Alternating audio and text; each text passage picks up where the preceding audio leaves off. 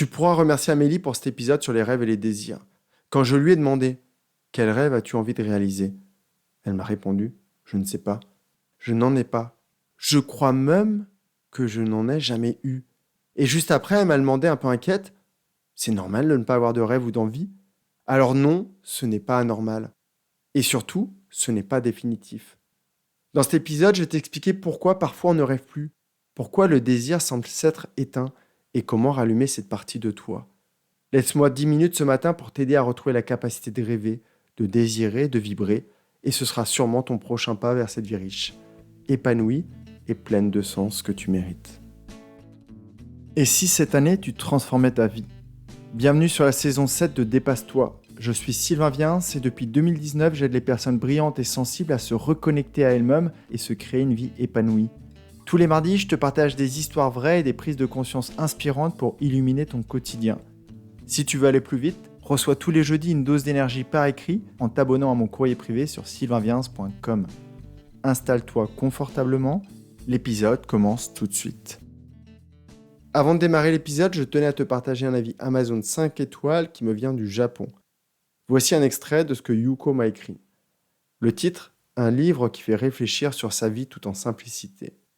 Ce roman est vraiment facile à lire et invite à de profondes réflexions sur la vie, tout en amenant des questions très concrètes à se poser. À plusieurs reprises, j'ai senti les larmes me monter aux yeux. Étant moi-même coach, je l'ai aussi lu avec ce regard professionnel et je le proposerai volontiers à mes clients. Je recommande ce livre à toute personne qui souhaite davantage d'épanouissement dans sa vie. Arigato Yuko, merci pour ce commentaire qui a parcouru les océans pour arriver jusqu'ici. J'espère qu'il aura convaincu des lectrices et lecteurs de faire comme toi, de s'offrir les questions du sage au bonnet rouge. Le lien est dans les notes de l'épisode. Encore merci. Reprenons notre sujet du jour, le désir. Et avant de retrouver le chemin vers lui, essayons de comprendre à quel moment tu t'en es éloigné. Quand tu étais enfant, un drap pouvait devenir une cape de super-héros. Un trottoir, un fil tendu au-dessus d'une fosse remplie de crocodiles.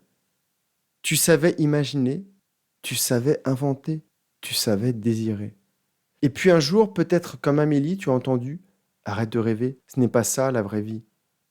Peut-être que ça venait d'un parent, d'un prof, d'un adulte fatigué qui avait lui-même déjà renoncé, et tu l'as cru.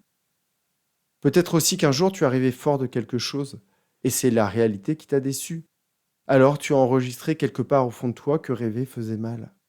Que désirer exposait à la douleur. Que vouloir, c'était risquer d'être déçu. Et pourtant, le désir, le rêve, c'est vital. Un jour, un homme a rêvé qu'un immense squelette de fer pourrait voler dans le ciel comme un oiseau. Aujourd'hui, tu prends l'avion. Un jour, des femmes ont rêvé d'avoir un bulletin de vote dans les mains. Aujourd'hui, tu peux voter. Un jour, quelqu'un a rêvé qu'en appuyant sur un petit bouton, la lumière jaillirait d'une sphère de verre. Aujourd'hui, tu éclaires ton intérieur. Tout ce que tu vois autour de toi a d'abord été une idée improbable dans la tête de quelqu'un, un désir, un rêve. Quelqu'un que l'on a peut-être pris à l'époque pour un fou. Donc oui, le rêve est possible, et je rajouterai encore une fois, il est vital. Mais alors pourquoi l'as-tu perdu ? La première raison que je vois, c'est la fatigue intérieure. Quand tes journées sont remplies de charges mentales, d'informations, de notifications, de problèmes à gérer, ton esprit passe en mode survie, ton mental est saturé. Toute la journée, il est matraqué. Alors, il ne crée plus. Il n'imagine plus. Il ne fait que s'économiser. Et dans cet état-là, les envies meurent dans l'œuf, avant même d'avoir eu le temps d'être fécondées et de naître. Si tu n'as plus l'espace mental, plus l'espace émotionnel, même plus l'espace temporel pour imaginer une autre vie possible, tes rêves s'éteignent. Il y a aussi l'adaptation. On a parfois tellement essayé d'être raisonnable, de faire ce qu'il fallait, de répondre aux attentes des autres, d'être gentil, qu'on a fini par se couper de ce que l'on voulait vraiment. On a cru ce qu'on nous disait sur nous, sur la vie, sur ce qui était possible ou pas. Si j'avais écouté les voix qui me disaient qu'il était difficile de sortir de certains états dépressifs, je ne serais sûrement pas là devant mon micro à te parler. Si j'avais écouté ceux qui pensaient qu'un fils d'ouvrier n'accédait pas à certains mondes professionnels, je n'aurais jamais eu la carrière de ma première vie. Si j'avais écouté la voix en moi qui disait que je n'étais pas capable d'écrire un roman, Yuko n'aurait pas pu se l'offrir. Pour rêver à nouveau, il faut accepter une chose essentielle. Personne ne sait vraiment ce qui est possible pour toi. Un autre voleur de rêve, le troisième, c'est la déception. Tu as peut-être rêvé d'une relation amoureuse et tu t'es senti rejeté. Tu as peut-être rêvé d'un poste qui te donnait envie et les RH ne t'ont même pas rappelé. Tu as peut-être rêvé d'une autre vie et ton petit loup noir t'a fait te sentir ridicule d'y avoir cru. Alors à un moment, tu es arrivé à la conclusion que ne plus désirer était égal à ne plus souffrir. C'est une stratégie fréquente, souvent inconsciente, mais elle est redoutablement efficace pour éteindre ta vie. Parfois, autour de toi, il y a d'autres étouffeurs de rêves. Un conjoint trop cartésien, un parent qui projette ses peurs, une bande d'amis qui sont, ou toi-même, en mode « oui, mais ». J'aimerais bien, mais je suis trop vieille. J'aimerais bien, mais je ne suis pas assez compétente ou je ne vois pas comment commencer. J'aimerais bien, mais ce n'est pas le moment. Et puis enfin, il y a le mode survie, dans lequel la quasi-totalité des personnes autour de toi vivent. Un mode où tu te soucies juste de rester debout. Tu ne rêves plus, tu ne fais que gérer, encaisser. Et à force de faire tourner le quotidien, tu oublies de le vivre. Alors comment rallumer ta flamme ? Comment t'autoriser à rêver à la vie que tu mérites ? La première piste que j'ai pour toi, c'est de te recharger. Comme je te l'ai dit, le rêve ne naît pas dans un esprit épuisé. Va marcher dans la nature. Regarde les arbres. Écoute les oiseaux. Lis des romans inspirants. Accorde-toi des moments de beauté, de calme, de présence. Le désir revient beaucoup plus facilement quand on recommence à vibrer, à vivre tout simplement. La deuxième piste que j'ai pour toi, reconnecte-toi à un moment où tu t'es sentie vraiment vivante. Qu'est-ce que tu faisais ? Avec qui étais-tu ? Dans quel état intérieur te sentais-tu ? Peut-être que c'était un voyage en Amérique du Sud, ou sur le dos d'un chameau tunisien. Peut-être était-ce une conversation profonde avec un collègue ou avec ton coach. La troisième piste pour retourner vers le désir et le rêve, elle va te paraître étonnante, c'est d'écouter tes frustrations. On pense que la frustration est toujours un problème, alors que c'est parfois un signe qui t'indique le manque de désir.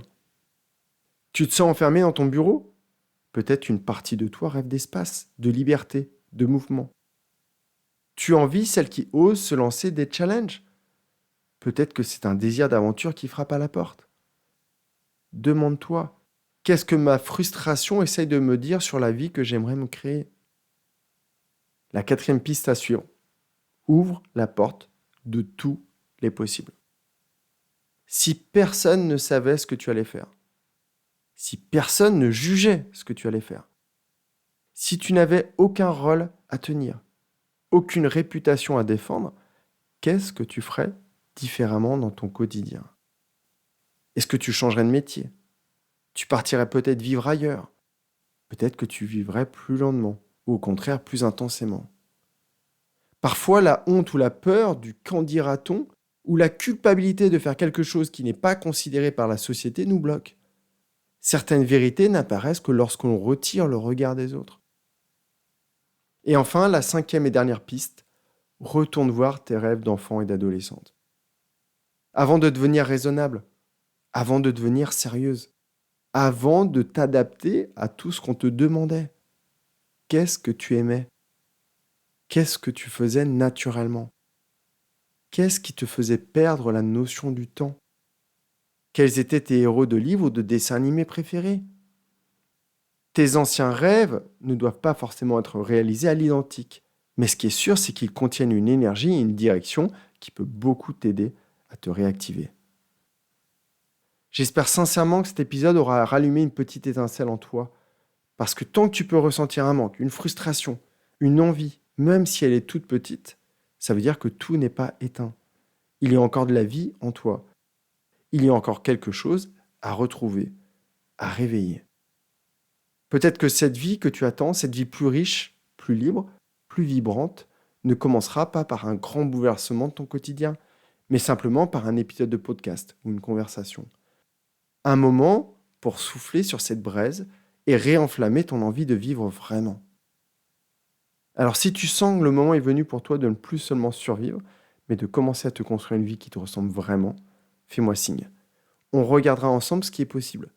Et peut-être que ce simple échange sera le début de quelque chose de beaucoup plus grand que ce que tu imagines aujourd'hui. Prends vraiment bien soin de toi et de toutes les formes de vie qui t'entourent. On se retrouve jeudi dans mon courrier pour continuer d'attiser ta flamme. En attendant, je t'envoie plein de belles énergies. Bye bye. Merci d'avoir écouté jusqu'ici et si cet épisode t'a parlé, il parlera sûrement à quelqu'un que tu aimes. Alors pense à le lui partager tout de suite. Pense aussi à me laisser une note sur ta plateforme d'écoute et abonne-toi au podcast pour ne rien louper.